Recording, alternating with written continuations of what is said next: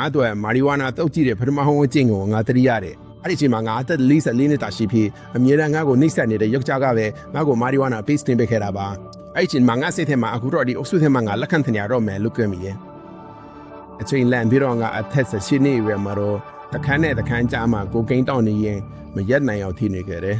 ဒါရီကုန်လို့ရှိနေစော်လေဖျားဖကငါးဘွားထီကိုဝင်လာခဲ့တယ်ရတဲ့ကငါ့ကိုပြန်လေပြပြင်းပြီးလက်ခံပေးတယ်လို့ဝန်နမို့လို့ကိုပါခေါ်ယူခဲ့တယ်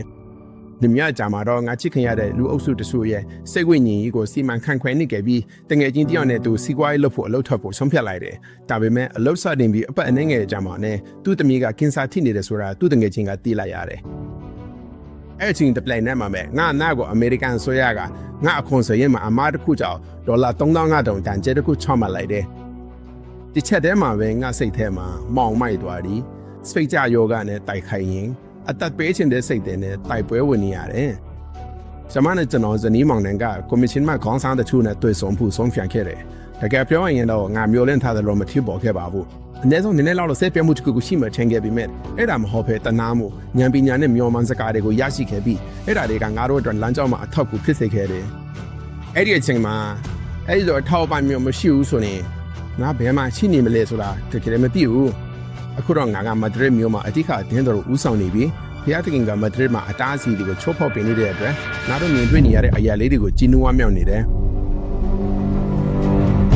ဒါကကော်မရှင်မိသားစုတရွာတွေကပုံပြင်းတဲ့ပု္ပ္ပာပါယခုတော့ကဘာတဝမ်းလုံးမှာလူလီတောင်းချိုပါခွင့်တဲ့ကဘာလုံးဆိုင်ရာအတိုင်းဝိုင်းတစ်ခုဖြစ်လာပါပြီနိုင်ငံစကူနိုင်ငံတင်ရှိအတင်းတော်625ခုမှာတခြားလုံးပါဝင်နေကြတယ်ကဘာတဝမ်းရာချီသူများပတ်တိဆန်ခံနေပြီးထောင်ချီသူများကကျွန်တော်တို့ဒေတာခလှုပ်ရှားမှုမှာပူးပေါင်းနေကြတယ်ကဘာတဝမ်းယင်းနှမျိုးနာမှုတွေမှာဖိလစ်ပိုင်အချင်းထောင်ဝန်ဆောင်မှုညံခံပြီးပါမဲ့ကေဟာနဲ့ UK လူထုစီမံကိန်းတွေပါဝင်ပါတယ်ကွန်မရှင်ထရေနင်းလဲတိုးတက်လာတွေ့ရပါတယ်အခုကဘာတဝမ်းနိုင်ငံပေါင်းများစွာကကျောင်းသားတွေစီယုံနေပြီးထပ်မံတိုးချဲ့ဖို့လည်းရှိပါတယ်ကြီးမြတ်တဲ့ကော်မရှင်ဆိုတာဖျားသခင်ရဲ့ကုစားမှာငါတို့လည်းအဲ့ဒီမှာပါဝင်ခွင့်ရတာပါငါတို့ကအရေးကြီးတဲ့အရာတစ်ခုရဲ့အစွမ်းထက်ဆုံးအစစ်မှရောက်ရှိလာပြီးဤတန်ခါတရားကိုကဘာတဝမ်းလုံးအထိမျှဝေကြားနိုင်ဖို့တနင်္ဂနွေချင်းစီမှာဇာနဲ့ချီတဲ့ဘုရားရှိခိုးကျောင်းတွေထောင်နဲ့ချီတဲ့လူတွေဘဝပြောင်းလဲသွားတာကိုမြင်တွေ့နိုင်ဖို့ပါဒီအရာတွေကိုအာဖရိကအာရှဥရောပမှာမြင်တွေ့နေရပြီးနယ်နိမိတ်အသစ်တွေကိုတဖြည်းဖြည်းတိုးချဲ့နေကြပါတယ်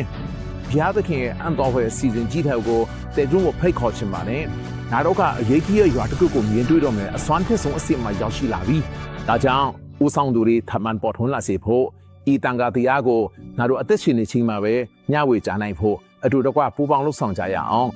။အကြောင်းကတော့ဒါကဘုရားသခင်ရဲ့နှလုံးသားပါ။ပင်လေရေကပြေဝဖုံးလွှမ်းတယ်လို့ကဘာမီတလွားမှလည်းဘုရားသခင်ကြီးကုံတော်ကိုထိမြင်ခြင်းနဲ့ပြည့်စုံလာမယ်။